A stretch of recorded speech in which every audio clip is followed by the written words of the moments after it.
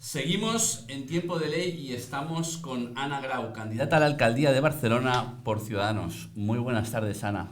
Muy buenas tardes. Gracias. A todos los oyentes y a esta buena gente que me está entrevistando hoy. Muchas gracias por estar hoy con nosotros en Tiempo de Ley. Sabes que nuestro programa es un programa eminentemente jurídico, pero al final, lógicamente, entrevistamos a todos aquellos candidatos a instituciones que, lógicamente, pues van a influenciar en la vida de los ciudadanos y en normativa que se va a dictar, lógicamente, ¿no? Y que nos afectará a todos. Además, el Estado de Derecho somos todos. Efectivamente, el Estado de Derecho somos todos y estamos en tiempo de ley, está claro. O de no ley, según qué circunstancias. Nacida en Girona en el año 67, eres licenciada en periodismo por la Universidad Autónoma de Barcelona.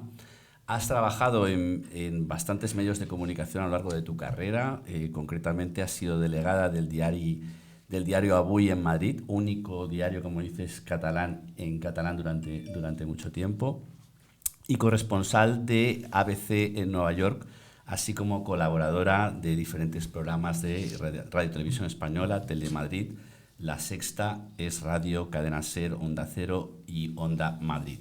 El 11 de noviembre de 2019, un poco tarde según se ve en tu trayectoria y reconoces también en alguno de tus libros, te afiliaste al partido político Ciudadanos y justamente un día después, además de la debacle, pues de la formación de Albert Rivera, ¿no? Cuando las elecciones generales de España del mismo año pues arrojaron unos resultados ciertamente no halagüeños para la formación. En julio de 2020 fuiste elegida presidenta de la Asociación Sociedad Civil Catalana, que para... En Madrid, presidenta en Madrid. Presidenta en Madrid, que para nuestros oyentes... Pero miembro de la Junta desde el año 18. Sí, de la Junta, o sea, Sociedad Civil Catalana, como su nombre indica, es una sociedad civil en Cataluña. Y yo entré en la Junta siendo presidente Fernando Sánchez Costa en el año 18 y en el año 2020 tuve el honor de que me pusieran a presidir, digamos, la delegación madrileña. La delegación madrileña, efectivamente. Para los oyentes que no sepan lo que es Sociedad Civil Catalana, pues viene a ser como la Asamblea Nacional de Cataluña, que esto mucha gente sabe lo que es, pero digamos que desde el punto de vista, en este caso, constitucionalista. Sí, son los del millón en la calle, el millón de personas libres en la calle. Efectivamente. El 8 de octubre. El 7 de enero del 21 se anunció que sustituirías a Lorena Roldán tras su marcha a las listas del Partido Popular. No, perdón. No. Anuncié que sería la número 2 de Carlos Carrizosa al Parlamento. Vale. Period. Y efectivamente, o sea, yo no sustituyo a nadie. Yo creo que todo el mundo en política es insustituible. Por tanto, fuiste diputada, en este caso, del Parlamento de Cataluña, que es donde sigues siendo. Y en febrero de 2023 ha sido designada por Ciudadanos a la alcaldía de Barcelona. Además, después de ganar unas primarias. Ana Grau la podemos, yo creo que, describir como escritora, además de periodista y política en este caso, porque es autora de bastantes obras. En este caso podemos recordar el día que murió el presidente, en 1999, Donas contra Donas, Mujeres contra Mujeres, el año 2000, y varios libros además de no ficción como ¿Por qué parir? Es decir, ¿por qué parir? De cómo la CIA eliminó a Carrera Blanco y nos metió en Irak. Bueno, sobre eso hay bastantes... Título irónico, un título irónico. Bien, porque hay bastantes teorías sobre el tema y tal, pero... De hecho, estoy en condiciones de afirmar que la CIA no tuvo nada que ver con la muerte de Carrera Blanco. Sí, lo sostienen también algunos otros autores. Podemos, en el 2014, Los españoles son de Marte y los catalanes de Venus, 2015, y Carta a mi padre nacionalista del año... Independentista. Bueno. Perdón, independentista del año 2022 ya, o sea, por tanto es tu último libro. En febrero de 2023, ya como hemos dicho, pues ya te lanzas y estás aquí un poco para explicarnos esta nueva aventura, porque entre tantas aventuras tuyas esta parece la enésima, ¿no? Primera pregunta, ya que estamos en un programa de Derecho, Ana. ¿Te hubiera gustado estudiar Derecho en algún momento? ¿Lo sopesaste? Pues hice algo más que sopesarlo. De hecho, tiré una moneda al aire entre Derecho y Periodismo y salió lo que salió. No es broma. Sí. O sea, y estuve a un paso. O sea, que digamos que elegiste en primera opción, tras la selectividad, periodismo directamente. No, a ver, hombre, había que elegir una carrera, obviamente, y yo la verdad es que dudaba entre el periodismo y el derecho, no es broma, tiene una moneda al aire porque tenía serias dudas. Por un lado me atraía mucho el derecho, me habría gustado mucho ser abogada penalista, el sitio de la justicia, y creo que sí, luego lo he estado pensando, si hubiera estudiado derecho, pues igual me habría gustado, ya sé que es muy difícil, pero me habría gustado intentar opositar a ser juez. O sea, yo creo que yo tengo un sentido muy fuerte de la justicia y pienso que no debe ser hay pocas cosas más bonitas que defender la justicia para todos. Y si al final me decanté por el periodismo, aparte por una cuestión numismática, ya te digo que la moneda salió como salió, es porque, bueno, yo creo que, como tú bien has percibido, yo soy por encima de todo escritora, y en aquel momento me pareció que el periodismo era lo más parecido a vivir escribiendo o vivir de escribir, incluso escribir cada día, ¿no? Y bueno, pero que he hecho mucho, y de hecho me encantan las películas de juicios, las películas de abogados, es algo que me fascina, sí, sí.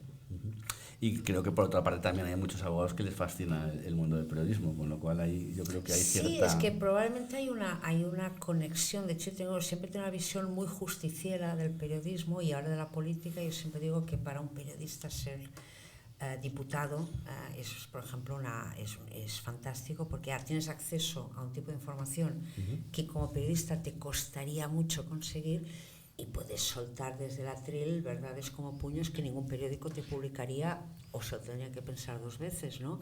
También creo que evidentemente nada sustituye la aplicación desnuda, técnica y igual para todos del derecho, pero bueno, yo sí que intento a veces pues aportar mi granito de arena, que la sociedad sea un poquito más justa. Yo de tus libros, los que he podido acceder a leer, pues son estos últimos de Los españoles son de Marte y los catalanes de Venus, que parece un poco lo de Sin noticias de GURB. Sí. Me ha recordado a Sin noticias de GURB de Eduardo Mendoza, pues por eso, ¿no? Porque se va viendo claramente lo poliédrico que es toda la opinión sobre Cataluña, ¿no? Cómo son opiniones absolutamente dispares y que en gran parte nos llevan a la situación en la que nos encontramos actualmente, y lo describes bastante bien, precisamente por entrevistar a todo tipo de actores, intelectuales, etcétera, pues que hablan de Cataluña, ¿no? Sí, de hecho ese libro, mira, lo escribí en el año 2015, era un libro de encargo. Era el enésimo encargo que tiene una editora: escríbeme un libro que cuente la historia de Cataluña. Y yo estaba tan aburrida y tan harta y no lo quería hacer, pero insistía, al final digo, me acaba. Entonces eso me ocurrió hacerlo con una técnica así de collage, porque de ironía y cinismo. Mezclo batallitas, cuento historias que me han pasado, mezclo incluso un capítulo de un relato que estaba escribiendo sobre el tema, entrevistas y tal. Y me lo pasé muy bien escribiendo este libro, que es de los que ha tenido más acogida. Y hay dos cosas que me deprimen cada vez que releo el libro. Una, que siendo del 2015 no envejece, o sea que muchos de los problemas que planteabas ahí no se han resuelto, o sea que el libro se puede leer ahora y no se ve, hombre, te puede chocar, pueden haber envejecido algunas voces, hay personas que salen que eran más prominentes entonces que ahora, pero lo que cuentan, por desgracia, no ha perdido vigencia. Y sobre todo, ese libro tuvieron mucho éxito 2 páginas, que fueron las más comentadas en prensa por todos lados. Yo al final del libro hago paso lista de gente a la que yo había pedido y no quiso pronunciarse y no quiso pronunciarse. Y son personas, son normalmente catalanes de una cierta notoriedad, periodistas, políticos. Sí, recuerdo a Miquel Roca. Y voy contando las razones que daban todos y cada uno para excusarse. El uno no daba ninguna, el otro decía que no quería perder audiencia. Cosa que no es habitual. Y me acuerdo que todo el libro fueron las cosas que más llamaron la atención y más comentadas fueron, que hasta me sentí mal, porque yo lo había puesto allí en tono menor y claro, de repente el foco, que Jordi Evo le ha dicho que no quiere hablar del tema, Susana Gris le ha dicho que no quiere hablar del tema, y te sentías un poco como una cusica, ¿no? Pero yo creo que esas 2 páginas eran, por desgracia, muy significativas de la sociedad en la que estamos viviendo, que no lo calificaría de omertá, pero casi.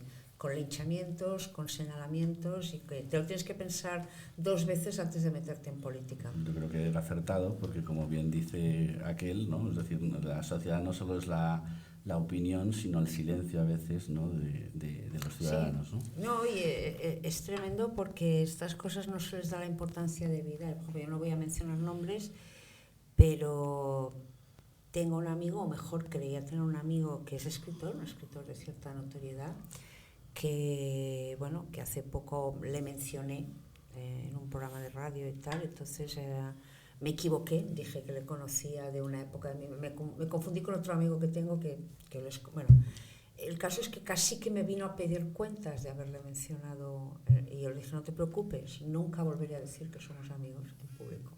O sea, esas cosas que pasan, ¿no? Ocurren, ciertamente. Y luego el otro libro, el último en este caso, que es La carta a mi padre independentista, que en realidad son 2 cartas, es a tu padre independentista y a España, ¿no? Como país, que me ha recordado un poco la deuda a Cataluña de Boadella, ¿verdad? Porque es donde más explicas tu vivencia y tu evolución, ¿no? En ese sentido. Sí, ese libro tiene una historia curiosa, que es que él era el enésimo encargo de un editor, que el encargo original es que una carta a España, la enésima carta a España es de Cataluña, y le dije que sí, y me olvidé. Lo explicas, sí. Y me olvidé porque, bueno, se me atravesó el fenómeno luctuoso, la muerte de mi padre, el que hoy se cumple un año, hoy hace un año que mi padre falleció. De ahí el sombrero, entiendo, ¿no? Sí. Como un homenaje, ¿no? Y bueno, se me olvidó y tal, y entonces cuando el editor me recordó que tenía este encargo, fue como un golpe en la cabeza, digo, vaya. Entonces, de algún modo, entreveré, el libro tiene una estructura binaria o alterna, voy alternando una carta a España con una carta a mi padre, y bueno, a mí me sirvió para empezar, que no acabara a pasar el duelo, y bueno, no hay nada como la desgracia para conocerte y supongo que para que te conozcan, ¿no? Yo la pérdida de mi padre todavía la estoy penando, pero me ha abierto una compuerta de sinceridad, porque también incluso te diré que en vida de él, como con tantas familias catalanas, hay que administrar muy bien los silencios. Entonces yo no sé si en vida de mi padre yo habría podido contar todo lo que cuento en ese libro. Y bueno, pues digamos que estoy contenta de haberlo podido contar ahora, de esta indirecta manera. ¿Tu padre murió independentista?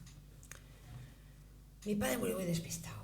A ver, aunque debo decir que mi padre, como buen grao, tenía su retranca y su escepticismo. Entonces mi padre, bueno, como describo en el libro, pues hasta los 40 años no se metió en política, porque él nace en el año 37. Claro. Entonces la muerte de Franco le pilla ahí a taludito.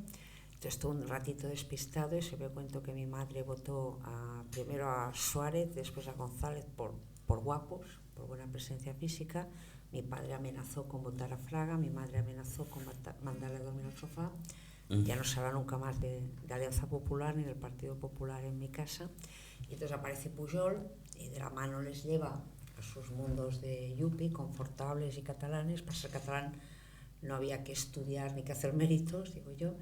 Y bueno, pues mi madre murió pensando que todos los que hablan de la independencia eran unos imbéciles, pero mi madre porque falleció en el 2004, mi padre como aguantó un poquito más. Bueno, yo he visto a través de mi familia cómo se lleva de la mano o de la nariz a las personas a pensar unas cosas o a pensar que las piensan. Aunque decir que en los últimos tiempos mi padre, yo ya veía un poco ahí como con la mosca detrás de la oreja, ¿no? Yo creo que ya se empezó a dar cuenta de que le habían vendido una burra, y sobre todo el hecho de que yo estuviera en Ciutadans, que al principio le chocó, claro. También le daba que pensar, porque mi padre tenía mucha fe en mi criterio político. De hecho, me acuerdo que cuando yo era una jovencísima periodista en la BUI, yo cubría CIU, claro, mi padre, para mi padre era como, bueno, como si mi padre fuera un cinéfilo y yo cubriera a Hitchcock, ¿no? Que incluso os encontrasteis con él en un restaurante, ¿no? Pues sí, pero era muy bueno, porque mi padre, por ejemplo, me preguntaba, y por ejemplo cuando la famosa crisis Pujol-Roca en el año 93, mi padre aquello no lo podía soportar, decía, Ana, esto dice, no es verdad, ¿no? Esto es una trampa para despistar a los socialistas. Digo, no, papá, digo, esto va a misa, ¿no? Y me acuerdo el referéndum de la OTAN, que creo que fue la primera vez que yo voté, y mi padre, vamos, porque sí, mi padre creía que había que votar en plural. Me dice, vamos a votar a favor. Digo, yo no. Dice, ¿cómo que no? Digo, ¿no quieres entrar a la OTAN? Digo, sí, pero no me gusta que me engañe y no quiero que Felipe González se vaya de rositas. Y le expliqué que ahora no lo haría, ¿eh? Yo ahora votaría. Que ya no lo volverías a hacer. Pero en aquel momento mi padre, claro, que los experimentos con gaseosa se enfadó y tal, pero claro, es que luego fue un meeting de Miquel Roca y Miquel Roca les aconsejó lo mismo, por lo bajín y claro, mi padre volvió a casa convencido de que tenía un talento político en casa. Yo creo que Miquel Roca se equivocó, que estábamos los dos equivocados, que no hay que gamberrear con las cosas serias. Pero claro, entonces mi padre, volviendo al origen, que yo fuera Ciutadans, le hizo dudar y estoy convencida que el 14 de febrero de 2021 me votó en esta lista al Parlamento por mí. Bueno, volviendo un poco a nuestro leitmotiv del programa, que es la ley y el derecho, ¿qué opinas del estado de justicia en España? Todo es mejorable, ¿no?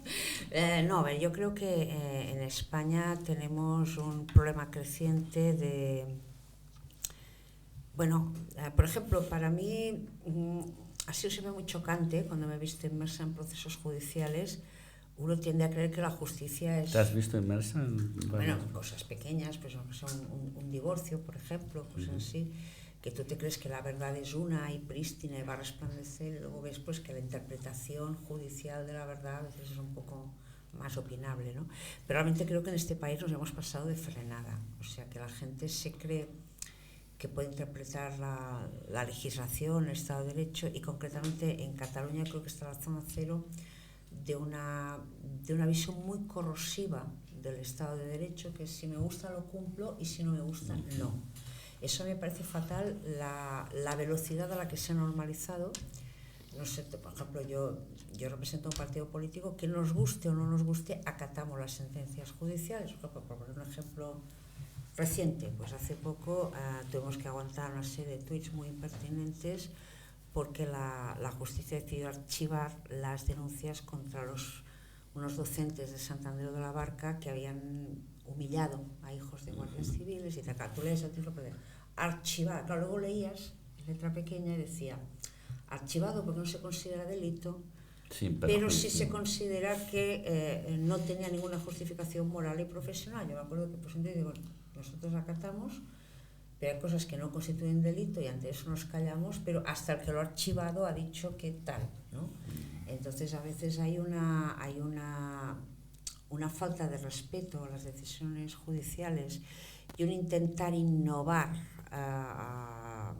por ejemplo, una cosa que es muy habitual en Estados Unidos, que es intentar incidir en el corpus legislativo a través de la paradoja judicial, ¿no? O sea, provocar una sentencia judicial que modifica, no sé, por ejemplo, me estoy acordando de un caso, en Estados Unidos hay estados donde el matrimonio entre personas de un mismo sexo es legal y otros en el que no.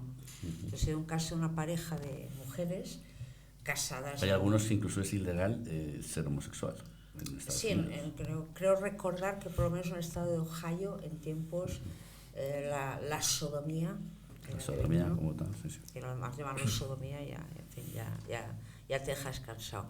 Pero bueno, era una pareja homosexual de mujeres casadas en un estado y pidieron el divorcio en un estado donde no era legal. Claro, provocar una paradoja en el sentido, si se lo deniegan es discriminación y si se lo conceden estás tácitamente reconociendo el matrimonio. Pero eso, que puede ser una picardía legal, en el fondo no tiene que ver con lo que está ocurriendo aquí, que es un abierto desafío a las leyes y yo creo que a la igualdad de todos ante la ley. O sea, yo cuando veo lo que hace el gobierno catalán con el apoyo del gobierno Sánchez, con las leyes, con las sentencias y tal, siento una profunda indefensión, porque dices, bueno, ahora es las clases de español en el colegio, mañana son los impuestos, por ejemplo, no todo el mundo sabe que la familia Pujol, aparte de las causas pendientes que tiene la justicia, la famosa herencia del avi Florenci que por fin afloró, la Generalitat ha dejado prescribir adrede los derechos de sucesión en los impuestos sucesorios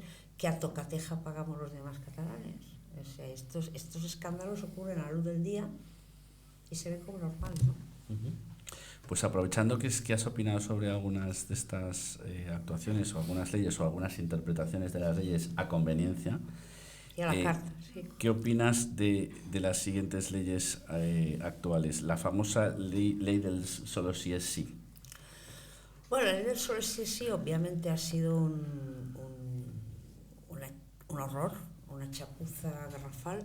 No dudo de que la ley tenía aspectos buenos, como todas las leyes. Supongo que por eso pues algunas personas de mi partido en un principio defendieron algunas, pero evidentemente globalmente ha sido un escándalo, y sobre todo ha sido un escándalo la actitud, porque a ver, si tú introduces una norma que aparte de provocar semejante contestación tiene semejantes efectos nefastos, el sostenerla en el mendalla, el cuestionar a los jueces, el echar la culpa a todo el mundo menos a quien la tiene, que eres tú, vamos, ha sido un horror. Y creo que también debe ser un aviso para navegantes. A ver, yo siempre digo que en Ciudadanos, yo ya antes de entrar en Ciudadanos no aceptaba lecciones de progresión y de justicia social de nadie, que aquí en Cataluña por lo menos hay muchos aficionados a darte lecciones de modos, que digo yo.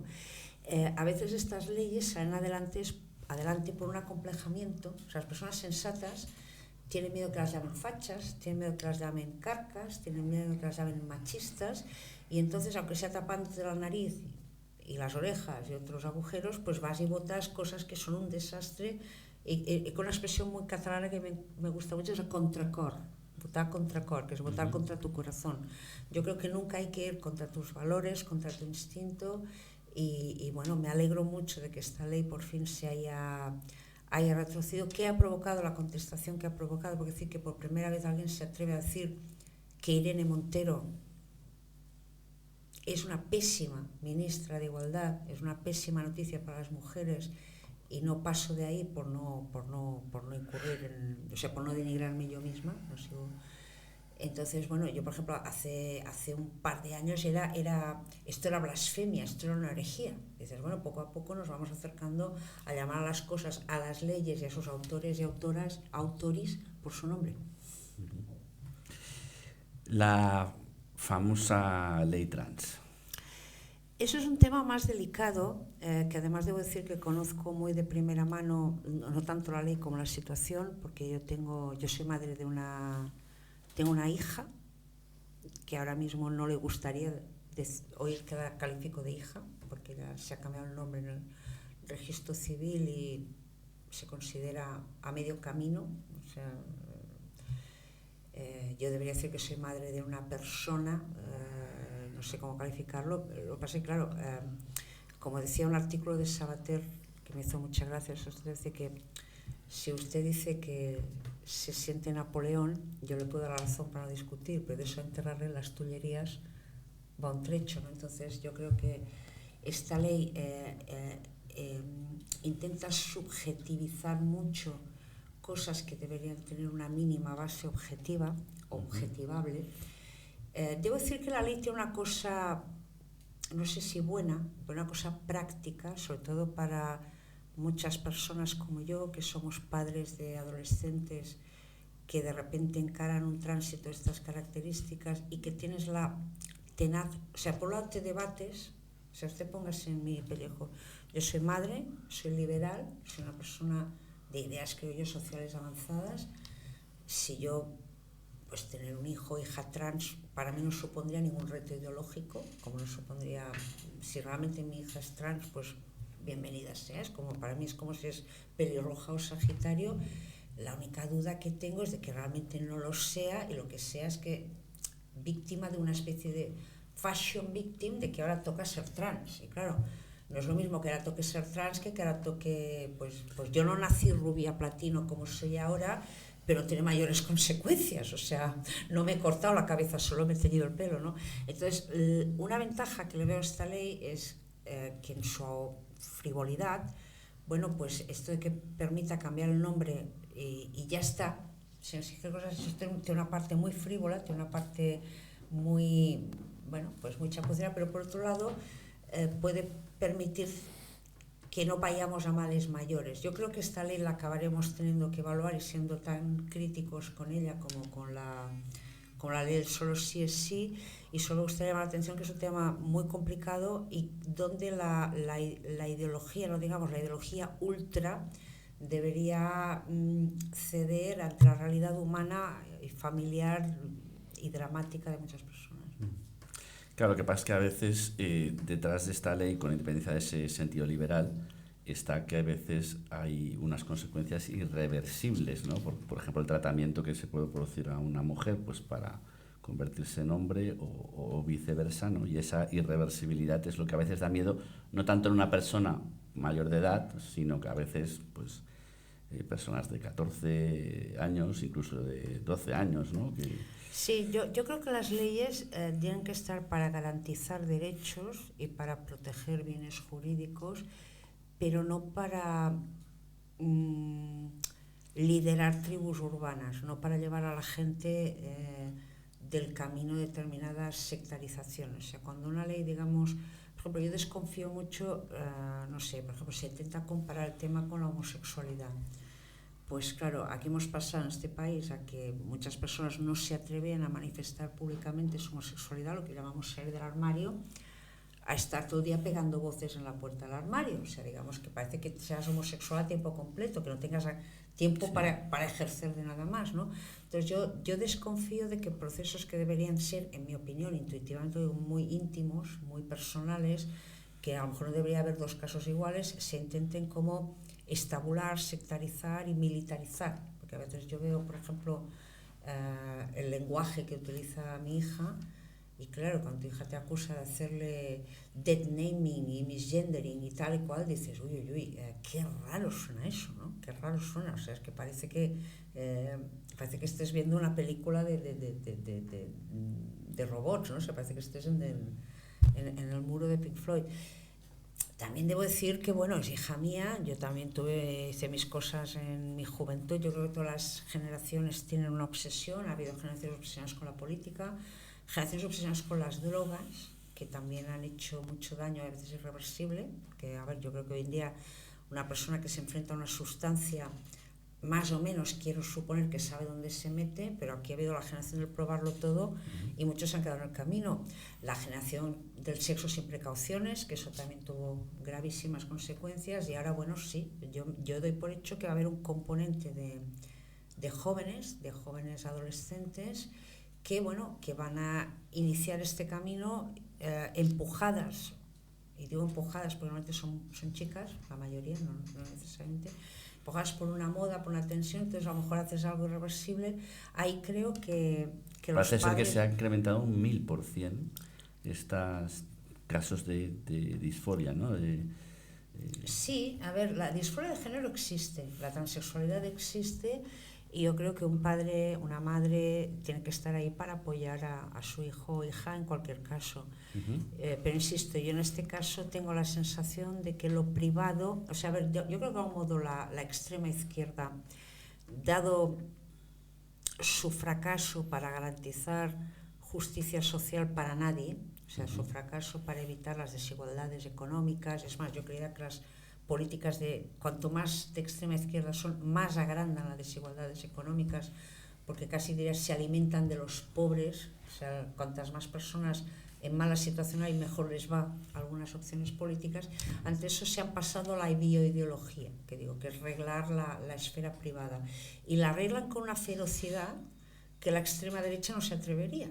O sea, que decir, yo a veces digo de broma, digo, yo de muy jovencita me escondía de mi padre para hacer topless, y parece que ahora me tendré que esconder de Irene Montero y sus amigas. Dices, bueno, es que esto es ridículo. No, ya hace años que no hago topless, pero en cualquier momento me puedo volver a dar por ahí. Claro. Oye, ¿qué opinión tienes sobre el proyecto de ley que pretende ilegalizar la prostitución?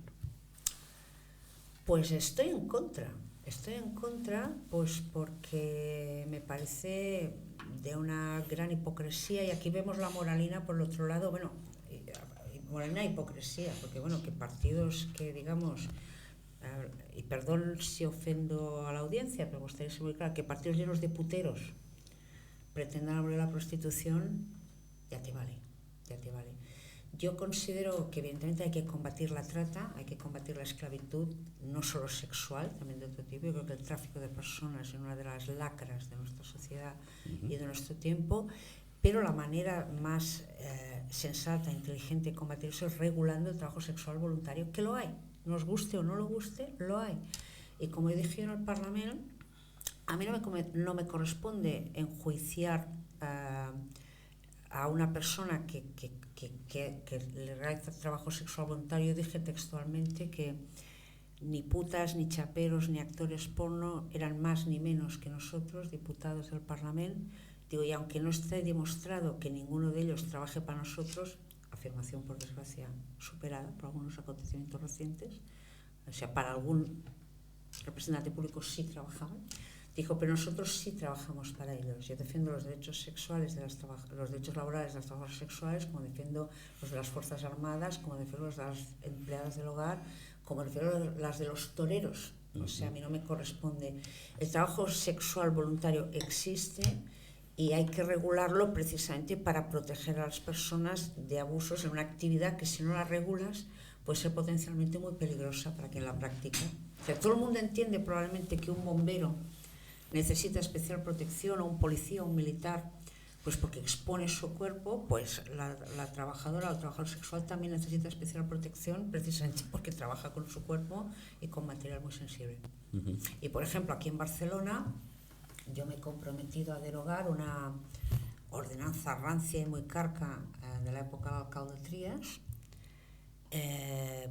que como su objetivo era barrer la prostitución de las calles, que puede ser un objetivo urbanístico, pero hay que ver cómo lo haces y con qué métodos. Entonces se les ocurrió otra cosa, que meter en las ordenanzas del ayuntamiento que si pillaban a una mujer con un determinado número de preservativos en el bolso, eso se consideraba prueba irrefutable de que ejercía la prostitución y servía para sancionarla o castigarla, con lo cual dices, encima estamos sancionando la profilaxis sexual, o sea, la protección. Claro, yo incluso una broma, entonces un preservativo es consumo propio y 5 ya son... A ver, eso me parece una medida antisocial, inhumana y antisanitaria, incluso. Y desde luego, cuando sea alcaldesa, la voy a quitar. La supresión del delito de sedición.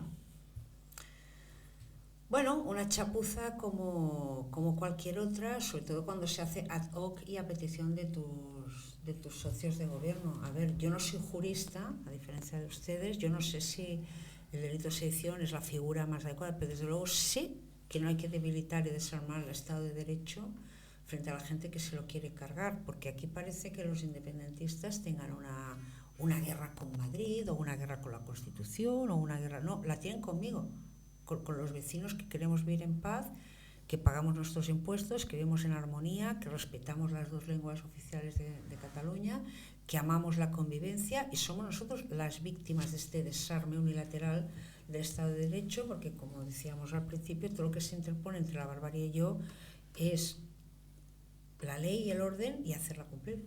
De hecho, vienes a decir que a lo mejor hay nuevas maneras, ¿no? Nuevas formas de atacar a la Constitución que deberían ser estudiadas y tipificadas. Claro, es que lo que no se puede hacer es quitar la sedición porque nos suena rancio, nos suena un delito, digamos, de los tiempos, yo que sé, de Don Pelayo, pero luego, por ejemplo, pues a lo mejor habrá que regular el golpe de Estado posmoderno, las republiquetas digitales y sobre todo el leso delito de convivencia que se lleva décadas cometiendo aquí en Cataluña, que es un avasallamiento sistemático de cualquiera que no está de acuerdo con el procés, porque esa es la... A ver, yo tengo noticias para el resto de España. O sea, el problema no es si nos vamos a independizar o no de España, que eso no va a ocurrir, no tienen lo que hay que tener para pagar los costes de la independencia. Ahora, para hacernos la vida imposible a todos los no independentistas, para eso les sobra, y encima reciben refuerzos del gobierno de la nación. Pero vamos, mire, ayer en el grupo parlamentario, en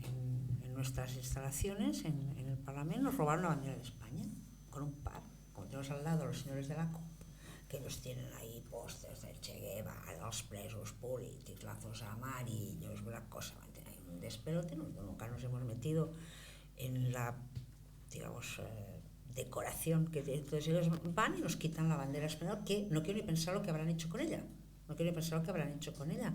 Hemos pedido cámaras de seguridad y bueno, yo pasa que el partido frena mis ímpetus, pero yo quería pedir al Parlamento que nos repusiera la bandera, a ver qué cara ponían y a ver si nos la devuelven, porque bueno, ¿esto qué es? La van a reponer, supongo, ¿no? Para cumplir la ley. Bueno, yo me gustaría llamar la atención sobre el dato de que en Cataluña hay muchísimos ayuntamientos que no cumplen la ley de banderas, o sea, la enseña española no está, y déjeme decirle que la mayoría de ellos los gobierna el PSC. Toma ya. O sea, ni siquiera tienen alcaldes indepes, o sea, es un alcalde socialista y... A lo mejor están sostenidos por los indepes. Sí, y bueno, y que hay gente muy cínica aquí y muy inmoral. Ana, ¿cuándo adquieres conciencia política? Entiéndeme, no conciencia política como puede tener cualquier ciudadano, sino política de alguna manera, ya de tener claro hacia dónde van tus ideas, más o menos. Y luego quería preguntarte, dentro de lo liberal que te sientes y que te expresas, ¿sería una liberal americana o sería una liberal conservadora europea en la tradición europea? ¿Cuándo adquieres esa conciencia? Porque de alguna manera vas teniendo tu actividad profesional. Sí. Primero casi como observadora, ¿no? de la vida política y tal, ¿no? ¿Y cuándo? Yo siempre he dicho que yo me he pasado la vida huyendo profesionalmente a la política, pero la política corre más rápido, porque a mí la política siempre me ha interesado mucho como observadora, pero yo habría preferido no ser periodista política, habría preferido ser periodista cultural o tocar temas internacionales. Periodísticamente la época más feliz de mi vida son mis 6 años en Nueva York, que ahí podía escribir otros temas y tal, pero por alguna razón siempre me acababan contratando como reportera, comentarista, analista política. Como tal, he vivido la política de una manera privilegiada, con mucha intensidad, pero por eso mismo descartaba totalmente meterme en un partido político, porque de mi perspectiva la de la morgue, la de un forense. Os podéis imaginar lo que yo he visto en partidos como el PSOE, el PP, CiU. O sea, he visto verdaderas atrocidades internas en esos partidos. Entonces tenía una visión.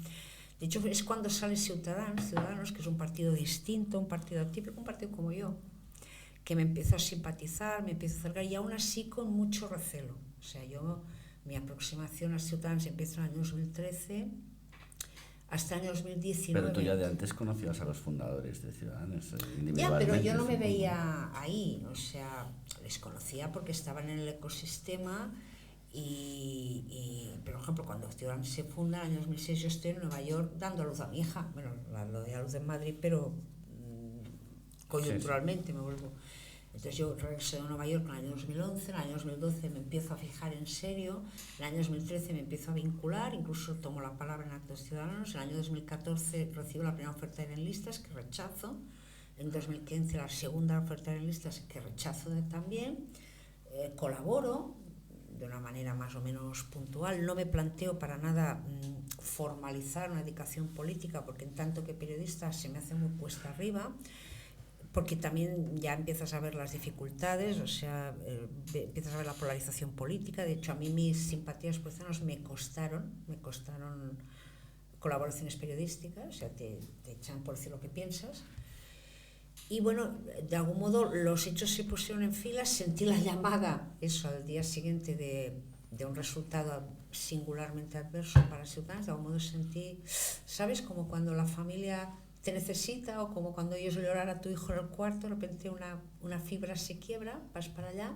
Aún así me afilié de una manera simbólica, no pensaba, y bueno, luego las cosas fueron rodadas. Yo de algún modo me ha hecho un efecto runner vida, o sea, el periodismo se ha politizado tanto que casi no noté el cambio, ¿no? O sea, de algún modo creo que en este país es muy difícil ahora ejercer el periodismo con garantías, y yo paradójicamente me siento ahora más libre de expresar mi opinión que en mis últimas etapas como periodista, que me sentía muy agobiada y asediada, y en cambio ahora como política, bueno, pues de algún modo expreso una voz, defiendo unas ideas. En el partido me han hecho siempre una gran confianza, me han dado mucha libertad, me he sentido muy acompañada, muy protegida. Y bueno, ya digo, aprovecho ahora para decir como política, verdad es que en mis últimos tiempos como periodista a secas eran complicadas de gestionar. Ana, ¿Cataluña es una nación? No, no, yo creo que Cataluña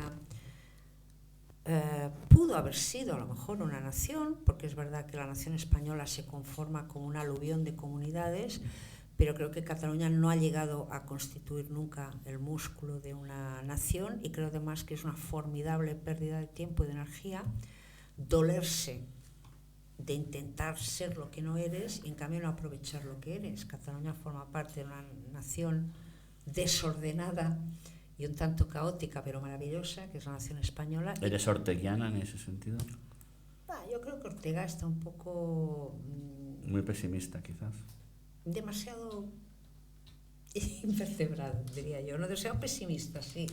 A ver, yo creo que obviamente la nación española es caótica, es también más sincera que otras. Por ejemplo, todos tenemos envidia de lo recogidita que está la nación francesa, por decir algo, pero muchas veces la nación francesa se basa en asertos no del todo comprobables. O sea, claro, todos hemos visto Casablanca y todos nos hemos creído que toda Francia fue un clamor de resistencia contra los nazis. La resistencia contra los nazis cabía en un taxi.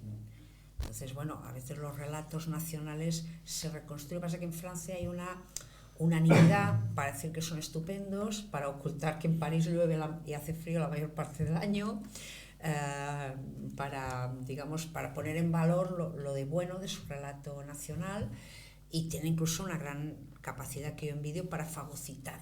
O sea, cualquiera que pase por ahí y sea interesante se lo apropian, como mucha gente se cree que Picasso es francés, cuando en realidad era malagueño, ¿no? En España creo que somos más sinceros, más brutalmente sinceros, pero creo que realmente es una nación potente. Y por ejemplo, una cosa que ahora en mi calidad de candidata a la alcaldía estoy descubriendo cada día con mayor perplejidad. Dices, en los nacionalistas catalanes, los indepes, como les llamamos con todo el cariño que se merecen, se duelen de no tener una nación, de que el Estado español... Y tienen en cambio una especie de polis griega. Barcelona es como una ciudad-estado, a la antigua, es como Atenas, y eso lo desperdician. Y al contrario, intentan cortarle las alas a Barcelona porque no les parece lo bastante indepe. O sea, a este paso, digamos, Alcarrás va a tener más proyección internacional que Barcelona, con todos mis respetos para Alcarrás, que es una población maravillosa, tenemos buenos amigos allí, pero ¿en qué momento la marca Barcelona empezó a molestar? Pues en el momento en que evidentemente desconfías de lo libre, lo cosmopolita, lo abierto al mundo. Yo en mi campaña reivindico volver un poco al espíritu de la Barcelona del boom. Vamos a eso, vamos a tus pero propuestas que yo realmente ahora me doy cuenta de que sí, como conceptuales y concretas. Política catalana autonómica es un poco un cementerio de elefantes, una redundancia, y no hablar de las brujas quemadas en el siglo XII y no ir a lo... En Barcelona, en cambio, la ciudad de Barcelona es un campo magnífico político de transformación social, de dinamización, que se desaprovecha. Bien, entonces, ¿cuáles serían tus conceptos para Barcelona y tus propuestas concretas para Barcelona como Bueno, a ver, tengo que empezar a cortarme porque se me las empiezan a copiar, ¿eh? O sea, he empezado a ver más mis compañeros, dime que tal, no voy a decir nombre de partidos para no hacerles publicidad, pero tú lanzas una propuesta y se te la copian. Entonces voy a intentar ser cuidadosa. A ver, nosotros estamos sacando perfil del programa y como no somos marcianos, no somos ajenos a que los barceloneses han definido como sus preocupaciones prioritarias la limpieza, la seguridad, la movilidad, el acceso a la vivienda y la gestión municipal, que es un poema gótico. Entonces yo quiero abordar todo eso, tenemos propuestas específicas para todo eso y yo veo y doblo. Por ejemplo, a mí me parece que hay que influir, yo he puesto como una primera línea el bilingüismo institucional en el Ayuntamiento de Barcelona, una reactivación cultural, la línea de la Barcelona del boom. Me gustaría insistir en esto porque a la gente le extraña que yo diga que eso va a ser una línea roja para todo. Porque dice, bueno, pero tú serías capaz de rechazar una tenencia de alcaldía o una entrada al gobierno por no bajarte el burro del bilingüismo. Ya lo creo que lo sería. Porque además yo creo que ahí está la madre del cordero, en el marco mental. A ver, yo creo que Colau y Collboni y Colau, tanto monta tanto, han hecho las barbaridades que han hecho a nivel de superillas, a nivel de seguridad, a nivel de ocupación, a nivel de plan de usos de la Champla, a nivel de tributos, que esta gente metió un hachazo fiscal el año 2020 que no lo revertieron ni en pandemia y que ha convertido Barcelona en un infierno fiscal a cambio de nada, con un retorno social lamentable.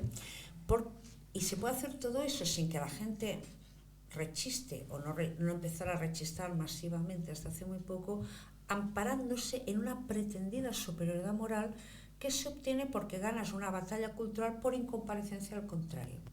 O sea, es un poco la antirrealidad, es así. Por miedo a que te llamen facha, por miedo a que te llamen no sé qué, no discutes ciertas cosas y cuando te quieres dar cuenta tienes el pie de un ocupa en el cuello y una superilla en la nariz. Entonces yo voy a insistir mucho, aparte de los temas técnicos, en la reactivación cultural de Barcelona, en no mentir. Por ejemplo, el tema de la movilidad, hay que decirle la verdad a la gente, no se puede llegar y darle la vuelta al urbanismo táctico de Colau por entero. Hay cosas que han venido para quedarse, nos gusten o no. O sea, como la por ejemplo, la Champla, solo con ser de ser no tiene remedio. Eso va para siempre, ¿tú crees? ¿No? Hombre, para siempre, no sé, pero volver al punto de partida nos costaría tanto dinero y tanto esfuerzo que nadie lo va a hacer. Es como de cubrir la Ronda de Dalt. Nosotros sí la queremos cubrir. Trias no. Trias cuando fue alcalde lo he hecho tacón y si volviera a ser alcalde lo habría hecho tal porque es mucho dinero y mucha obra. O sea, tienes que estar muy convencido. Entonces son promesas que se lanzan así a lo loco sin ninguna voluntad de cumplirlas. Nosotros sí lo queremos revertir, pero yo he hablado, por ejemplo, de un urbanismo de rescate. Es decir, bueno, se paran todas las fricadas estas, se revierte lo que se puede revertir, que hay cosas que sí. Pues, por ejemplo, la vía Layetana, probablemente estamos a tiempo de recuperar el doble sentido, la conectividad mar y montaña. En la Gran Vía se puede respirar mucho, recuperar carriles de circulación. En el Poble Nou se puede actuar bastante, por eso tengo que plantear un urbanismo de rescate que nos permita avanzar a partir de ahí. Volver al Pla Cerdà como era antes de Colau y Collboni va a ser muy difícil, pero sí podemos ir para adelante y bueno, plantear un futuro a la ciudad. Y otro tema que me parece fundamental, evidentemente vamos a crear una serie de... Yo voy a crear una concejalía de autónomos, voy a crear una oficina del propietario para defenderles de los ocupas, una oficina que tú puedas ir y que no te manden de ventanilla en ventanilla y te agilicen los trámites. Y sobre todo esto me hace especial ilusión, y más anunciarlo en el día que se cumple un año la muerte de mi papá, una concejalía de 60 plus de personas mayores, evidentemente para resolver muchas carencias asistenciales, pensiones, cuidados, pero sobre todo para proclamar a la ciudad y al mundo que los mayores no son una carga, no son un peso muerto social, son casi el epicentro de la sociedad. O sea, si yo vivo lo que tengo calculado vivir, voy a ser mucho más tiempo joven que joven, mucho más tiempo mayor que teenager. Y bueno, ahora mismo es verdad que las personas mayores tensionan el sistema, pero las personas jóvenes también. Una persona joven ahora mismo necesita apoyo económico de sus padres hasta edades mucho más avanzadas. Yo me fui de casa con 24 años, no creo que mi hija lo pueda hacer. No porque no quiera, o sea una vaga, sino porque no va a encontrar un trabajo que le permita hacerlo o porque tendrá que estar invirtiendo en su formación para no tener un mal trabajo toda su vida. Entonces, bueno, pues si nos planteamos que hay que mantener a las personas jóvenes tanto tiempo, pues también con mayor razón a nuestros mayores, pero además hay que escucharles. O sea, yo veo a los políticos así al uso, que todo es tarjeta joven, carnet joven, festival joven, talla joven, y a los mayores, ¿qué? A los mayores pues parece que estén ahí arrumbados. Y yo aprendo mucho a la gente mayor, que son la bomba, y les voy a poner en el centro de mi política, o por lo menos no más alejados del centro que los demás. Oye, y por ejemplo los apartamentos turísticos. Hay que regularlo todo. Por ejemplo, aquí en Barcelona teníamos... ¿Pero habrán más, habrán menos? ¿Se quedará como está? Hombre, a ver, Colau les ha declarado la guerra. Por eso lo digo. Y yo creo que, a ver, ahí hay que... A ver, no se puede... O sea, es todo un pack. A ver, Colau ha declarado la guerra a los hoteles, a los apartamentos turísticos, a las llars compartidas. A los turistas, en general. A las llars compartidas, que es un modelo que se permite en Cuba. Tú puedes ir en Cuba y alquilar una habitación y ayudar a esa familia, y aquí no. Bueno, es legal a efectos de Generalitat y tal, pero en Barcelona lo han perseguido. Sí, la guerra al turismo. Entonces, hombre, a ver, yo entiendo que el turismo hay que regularlo, hay que apaciguarlo en algunas zonas. Yo vivo en el purísimo centro de Barcelona, vivo en la calle Portaferrissa. Hay veces que bajo la calle, o sea, hay tiendas en mi barrio donde el dependiente no sabe hablar ni español ni catalán. O sea, que es la bomba, que entras y el vendedor solo sabe hablar inglés. Pero bueno, a ver, a mí que me expliquen. Si nos cargamos, si no nos gusta la economía productiva, no nos gusta el comercio, no nos gusta el I+D, no nos gustan las empresas, de algo habrá que vivir, ¿no? Y ahora mismo, a ver, si el turismo es el 15% directo del PIB de la economía de Barcelona, perdón, el 13%, y mueve un 15% indirectamente a través de otros sectores, pues cultura, transporte. Entonces, a ver, oye, yo no me puedo permitir prescindir de un 13% de mi PIB directo y un 15% indirecto. Si la alcaldesa de Barcelona se cree que Barcelona puede prescindir de eso, que baje Marx y lo vea, ¿no? La actual estrategia de Illa como máximo responsable del PSC, ¿cómo la valoras? Bueno, tanto, yo no sé si llamarlo estrategia. A ver, yo creo que... ¿O su posicionamiento político? A ver, yo creo que el señor Illa... a ver, a mí no diré que me sorprende, porque de algún modo usted y yo estamos hablando aquí y ahora, porque, bueno, por lo que decía antes, el PSC en un momento dado se desentendió de la batalla cultural y política catalana. Pues yo creo que Ciutadans nace por eso en el 2006, pues porque PP y PSC han abandonado la defensa de la Cataluña no nacionalista, y en el caso del PSC incluso de ciertas reivindicaciones sociales históricas, porque me gustaría poner en valor que el procés a día de hoy es una doble calamidad. No es solo un tema identitario, es un tema social. El procés significa gastarte el 90% del presupuesto en pipas y el otro 10% en altramuces. Nada para vivienda social, nada para atención primaria.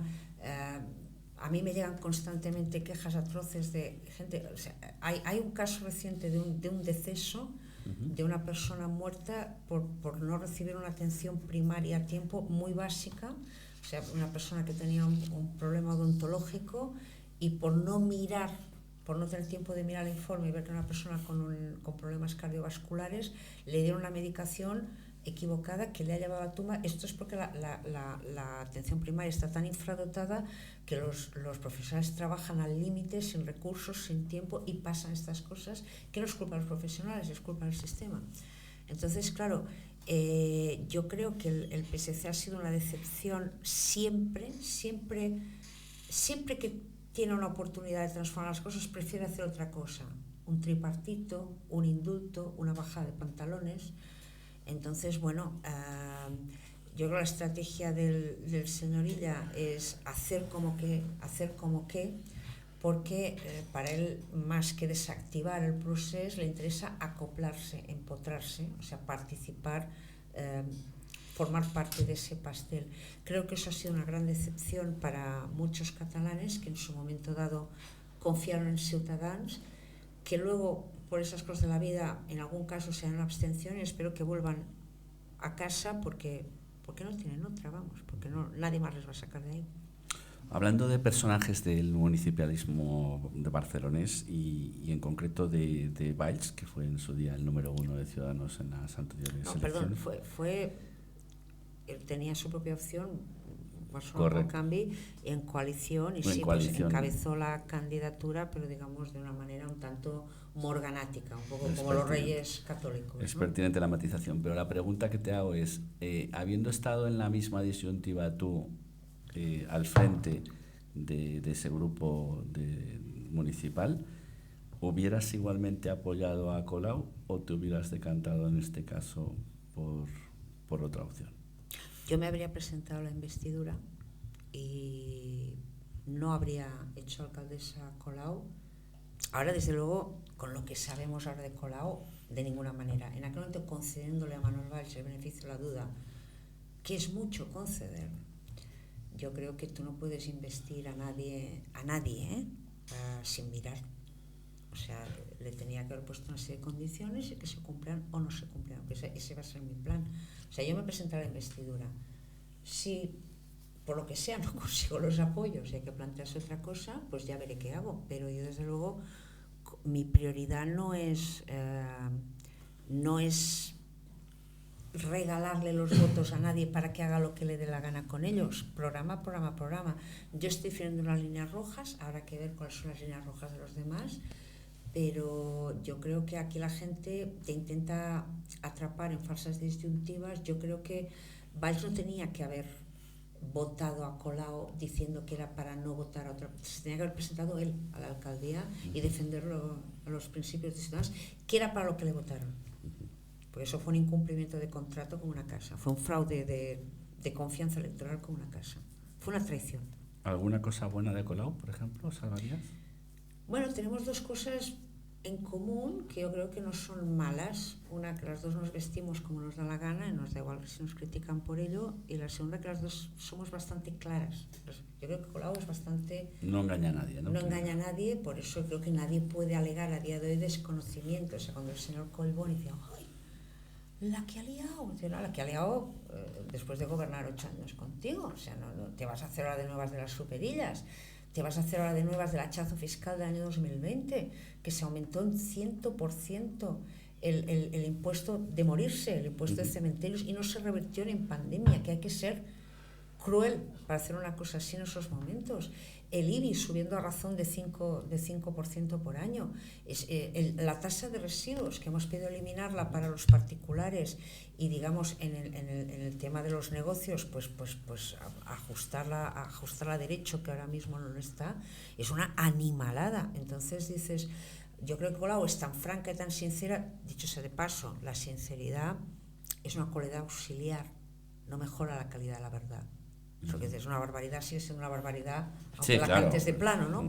Por eso la gente confiesa cosas y luego va a la cárcel. O sea, no le eximen de la cárcel por confesar sus crímenes. Pero yo creo que, hombre, ahora Colau es imposible comprarle ni una bicicleta usada, o menos que nada una bicicleta usada, porque todas estas... ¿Collboni algo bueno salvarías? Bueno, a ver, yo creo que ha hecho un buen intento de camuflarse con el paisaje, de que no se note que está con Colau, pero Collboni y Colau y Collboni, tanto monta tanto. Bueno, peor aún, yo creo que Collboni ha ido de sidecar de Colau. O sea, encima, digamos, ha sido la parte pasiva de esta extraña pareja política, ¿no? ¿De Trías qué piensas? A ver, yo por Trías tengo cierta debilidad personal. ¿Le conoces? Le conozco, le he tratado, tenemos buena relación. De todos los candidatos, ¿con quién te tomarías una copa? Pues con él. Pero eso no significa, evidentemente, que podamos entrar en determinadas promiscuidades políticas. Yo creo que Trías encarna es otro gran ejemplo de la hipocresía de la política catalana. Yo sé que hay muchas buenas personas catalanas que ahora mismo se arrepienten de haber llegado tan lejos con esto del procés y se creen que votando a Trías, pues de algún modo, pues es como una bula papal. Como una catarsis. Nada más lejos de la realidad, porque a ver, este partido sigue mandando Carles Puigdemont. O sea, a día de hoy, se ponga como se ponga, Xavier Trías sigue siendo el candidato de un partido presidido por Carles Puigdemont, bueno, con una presidenta alternativa que tiene un pie en la cárcel, que es Laura Borràs, y bueno, vale, además... Yo Trías, con todo el cariño, debo decir que, claro, dice una cosa y hace otra. En ese aspecto es lo opuesto de Colau. O sea, Trías se vende como un sueño de Barcelona, pero luego tiene esos entreguismos con los ocupas. Lo vimos en el caso de Canvies, lo hemos visto en el caso de la vaga expropiat. Claro, no nos sirve de nada un señor que vive en Arturo Park, que habla como un señor de Barcelona, si luego actúa como una cupa de traje. O sea, a la Artur Mas. Artur Mas también engañó a mucha gente en Madrid porque le veían tan trajeado y clenchinado que cómo va este hombre a liarle a que ha liado. Pues estos son los que la lían. Entonces, claro, yo no sé, yo creo que tú puedes engañar a la gente una vez, pero 2 veces, 3 veces, 4 veces, a partir de ahí empieza a ser culpa tuya. Entonces a mí me gustaría que los barceloneses reflexionaran sobre que apoyar ciertas opciones no sale gratis ni para la ciudad, ni para Cataluña, ni para España. Daniel Sirera. Bueno, Daniel Sirera, yo creo conoces? que sí, también le conozco, también tengo buena relación personal, creo que tiene el apellido muy bien puesto, creo que es la Sirera del pastel del PP. A ver, yo ya me he perdido cuál es la estrategia del PP en Cataluña. Hemos analizado la del PSC, la de Junts per Catalunya, pero el PP yo creo que abandonó Cataluña hace muchísimo tiempo y creo que ahora además está abandonando al PP de Cataluña, porque no se entiende, no sabemos qué planes tienen con Alejandro Fernández, se van desmantelando sus políticas y sus equipos, y entonces yo creo que el objetivo del PP es que Cataluña no les estorbe en su experiencia. O sea, si pudieran presentar a Tamames al Ayuntamiento de Barcelona, lo harían, o sea, para quitarse el lío. Y claro, lo siento mucho, pero Barcelona y Cataluña son importantes por lo que son, por nosotros, por los que vivimos aquí, y para toda España, como se ha visto. O sea, quitarte el marrón catalán, como ha sido siempre la tentación de los líderes del PP desde el Pacto del Majestic hasta ahora, no conduce a nada bueno ni a Cataluña ni al PP. De las dos fuerzas, digamos, actualmente extramunicipales, no están representadas, que sería la encabezada por Eva Parera de Valens y de Gonzalo del Oro Pulido por Vox, ¿qué piensas de estos líderes? Bueno, yo tengo el mayor respeto por las personas, como no puede ser de otra manera, pero no tienen nada que ver conmigo ni con la opción que yo represento. A ver, yo creo que Valens representa una herencia, bueno, aparte de que sale, digamos, de los restos de serie de la Operación Valls. Bueno, yo creo que la inspiración del proyecto de Valens hay que buscarla en Duran Lleida, en una cultura del lobby, más que el partido político. Eso están las antípodas de Ciutadans. O sea, Ciutadans es un partido que, bueno, el partido Libex, pues a mí que me lo expliquen, porque yo, digamos, como sabe mi adjunto de comunicación aquí presente, yo, por ejemplo, caña que pago a los afiliados en campaña o en primarias sale de mi bolsillo, taxi que cojo sale de mi bolsillo, y a mí no me financia nada, ni el IBEX, ni fundaciones, ni fundiciones en Madrid, ni en ningún lado. Y también debo decir que en el caso de Vox me parece un partido muy poco cercano. Creo, o sea, yo les conozco de verles en el Parlamento, tenían 11 diputados, ahora 10, porque ha habido alguna que otra baja. No sé, tiene un concepto de la política muy, muy alejado al nuestro. Yo busco mucho la cercanía, la gente, el día a día. Vox, pues, no sé, por ejemplo, tú hablas de Vox, oye, mira, recurrimos el decreto de las VTC al Consell de Garantías Estatutarias. Y claro, no estás a tiempo porque entre que se lo han pensado, lo han consultado, han pedido permiso a Madrid, y en Madrid le han dado una vuelta, claro, ya se ha pasado, ¿no? ¿No pasa eso con Ciudadanos? No, ahora no, rotundamente no. Yo, de hecho, yo para optar a la candidatura a Barcelona pedí solo 3 cosas, y no debe ponerse en condiciones, pedí 3 cosas primarias, y hemos hecho primarias, yo he ganado unas primarias, y estoy orgullosa de haberlas ganado. Ciutadans o Ciutadans, o sea, yo creo que Ciutadans. ¿Tuviste algún contrincante en las primarias? Sí. Bueno, si usted no le conoce, quiere decir que mi victoria fue apabullante. No, tuve un contrincante, un compañero, Coldo Blanco, una persona muy respetable, ha sido asesor de Celestino Corbacho, es un arquitecto, es una persona que pues no va a estar en mi lista, pues porque las cosas no son así, pero por ejemplo, ayer me acompañó a una reunión con los promotores inmobiliarios, porque su criterio técnico es muy valioso y está colaborando en mi proyecto, como yo habría colaborado en el suyo si el ganador de las primarias hubiera sido él. Pero bueno, sí que quería decir que en el tema de Vox y Valens, creo que están más cerca el uno del otro que ninguno de los dos de mí. Nosotros que somos liberales, o sea, somos liberales, a ver. No me has contestado antes si eras liberal al estilo americano o liberal al estilo europeo. Soy liberal de viva al Pepa. O sea, pero bueno, a ver, yo sé que la palabra liberal aquí en España a veces hay que explicarla, me sorprende, yo creo que hay una falta de cultura política, porque la gente dice, exacto, liberal americano, dice, oye, perdona, es que en nuestra tradición está una gran constitución liberal que fue ejemplar, que tiene plazas dedicadas en Estados Unidos, que hablaba por primera vez, por ejemplo, de los españoles de ambos hemisferios, o sea que fue muy, muy rompedora para su tiempo. Pero bueno, a ver, yo es que liberal he sido siempre, ahora el partido subraya... Serías liberal a la española, para entendernos, ¿no? A ver, es que yo creo que la libertad está en el ADN de Ciudadanos y, por ejemplo, la defensa de la libertad individual es lo que nos diferencia de otros partidos, pues vale, que pueden ser o proclamarse constitucionalistas, porque también es gratis. A ver, yo creo que aquí al principio constitucionalista no era nadie, porque era muy áspero y muy árido. Cuando Ciudadanos lo consigue y funda el espacio con éxito, entonces todo el mundo se apunta, todo el mundo quiere ser la Coca-Cola del constitucionalismo. Lo siento mucho, la Coca-Cola del constitucionalismo es Ciudadanos. Nosotros somos la Pepsi, el Naranjos o la Fanta, pero la Coca-Cola somos nosotros. Y evidentemente que podemos ir de la mano con otros partidos a hacer cosas, pero eso no va a suceder por la vía del quítate tú que me pongo yo, aunque solo sea porque tiene que existir un constitucionalismo liberal, un antiindependentismo liberal. Tiene que haber gente que para combatir el 1714 no se te tenga que ir al siglo XII. A ver, yo respeto todas las opciones políticas, pero yo defiendo el derecho al aborto, defiendo el derecho a la eutanasia, defiendo el derecho a las trabajadoras sexuales, defiendo la regulación del cannabis, defiendo muchas cosas que yo sé que ahí Vox y Valens no me van a seguir.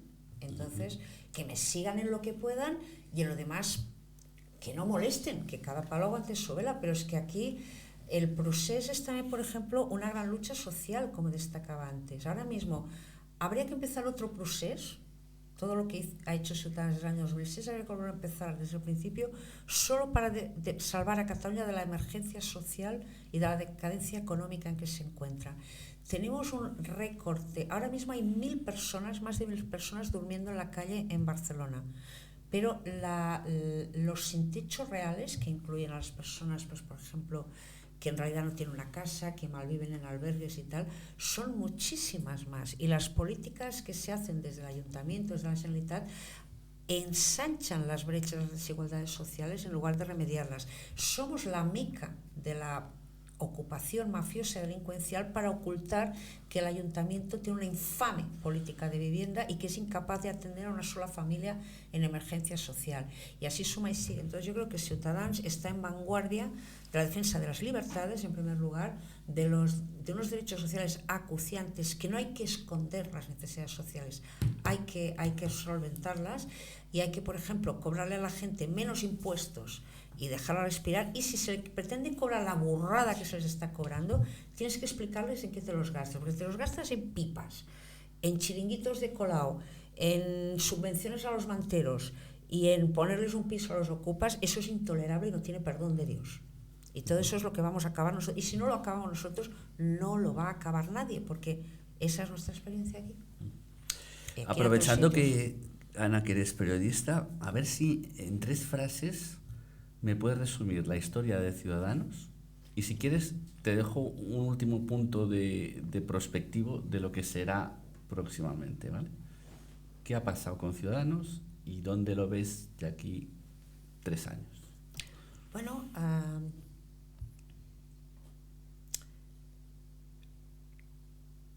había una noche oscura y se hizo la luz.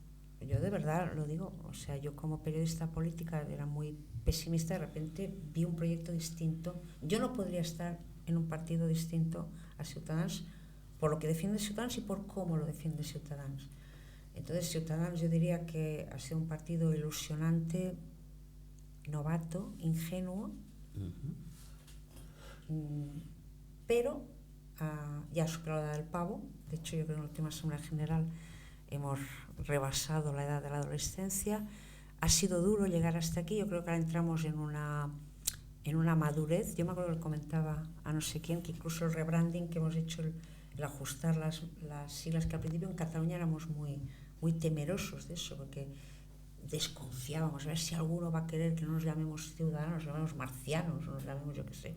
No, la marca se ha mantenido, pero es verdad que se le ha dado un toque que a mí me sugiere más madurez. Y ahora cuando veo, pues mire, yo tengo aquí una pulsera, la vieja, la nueva, ¿no? Pues cuando comparas el logo nuevo, este es el nuevo con el viejo, pues es verdad que esto parece más hecho en una linotipia, no creo que se pueda ver en la cámara, en una linotipia estudiantil, esto parece más hecho como con ciclostil, y este se ve más adulto, más profesional, ¿no? Entonces yo creo que ahora Ciutadans vuelve el héroe. O sea, vuelve el partido, vuelve el hombre, ¿no? Vuelve el héroe. Bueno, ya para finalizar, Ana, un test de gustos personales que solemos hacer a todo el mundo y que sitúa un poquito más a la persona pues en su justo término y a nivel personal, ¿no? Bueno. ¿Tu barrio favorito de Barcelona? Yo vivo en Ciutat Vella, lo mío es el gótico. A mí me gustan las cosas como más céntricas. Yo creo que eres la única candidata, ¿no?, que vive en la Ciutat Vella. Y que dure, a mí me gusta mucho vivir allí. Además tengo el ayuntamiento a mano, me puedo ir, como dice, en pijama. No me puedo ir en pijama a la alcaldía. No necesitas coche oficial. Sí. Una ciudad del mundo que no sean Barcelona o Madrid. Hombre, yo he vivido en Nueva York, le tengo mucho cariño, pero debo reconocer que mi ciudad de referencia siempre ha sido París. A mí me encantaría, yo como Woody Allen me arrepiento de no haber ido nunca a vivir a París. Te faltó esa corresponsalía, ¿no? Seguramente. Bueno, corresponsalía o lo que sea, no te puedes fugar a París en un arrebato de locura. A lo mejor te puedes presentar a la alcaldía de París. Bueno, una por vez, ¿no? Al momento vamos a recoger y arreglar Barcelona, luego ya veremos. Restaurante del mundo, alguno que digas entrañable, puede ser de cualquier parte del mundo. La Semproniana, Carrer Rosselló de Barcelona. De la familia Parellada. Una novela. Un hombre, de Oriana Fallachi. ¿Fue una de tus referentes, Oriana? Yo soy madre intelectual. De hecho, cuando se murió estuve 3 días llorando sin parar. Fue un duelo parecido al de mi padre, por otro lado, sí. ¿Un personaje histórico? Simone Weil, la que fue presidenta del Parlamento Europeo y que de joven estuvo en un campo de concentración. Y, por ejemplo, es una historia, es un caso esos que demuestra que la nacionalidad francesa a veces está un poco, tiene algunas goteras, ¿no? Pero este es un caso de, yo creo, si una persona puede redimir una nación, creo que ella lo hizo. ¿Un actor? ¿Por guapo o por actor? Por actor, vamos a dejarlo. Bueno. Pero vale todo. Claro. Es decir, que tú puedes decir quien quieras. Bueno, Kenneth Branagh. ¿Y actriz? Emma Thompson. Una banda musical que la tengas siempre presente, que sea un referente tuyo, que te identifiques. Police. Muy bien, Ana, pues muchísimas gracias. Además, debo decir que cuando estaba en Nueva York actuaron, hicieron una especie como The Last Concert, y fue muy emocionante porque salió la banda de la policía de Nueva York a tocar con ellos, y una imagen fantástica. Sí, en el Garden, en el Madison Square Garden. Te reconozco que me da envidia que hayas estado 6 años viviendo en Nueva York. Dientes. A mí y a mucha gente. Muchísimas gracias por estar con nosotros en esta conversación, que además ha sido larga, te hemos robado mucho tiempo, pero yo creo que nuestros oyentes van a agradecer pues esta conversación pausada, repasando toda tu trayectoria y repasando lo que son tus propuestas para el Ayuntamiento de Barcelona y tus convicciones en general, ¿no? Así que muchísimas gracias. La próxima en la alcaldía, ¿eh? La próxima te cogemos la palabra. Vale. Muchas gracias a todos y eso, que quedamos en buena vecindad y amistad. Un abrazo.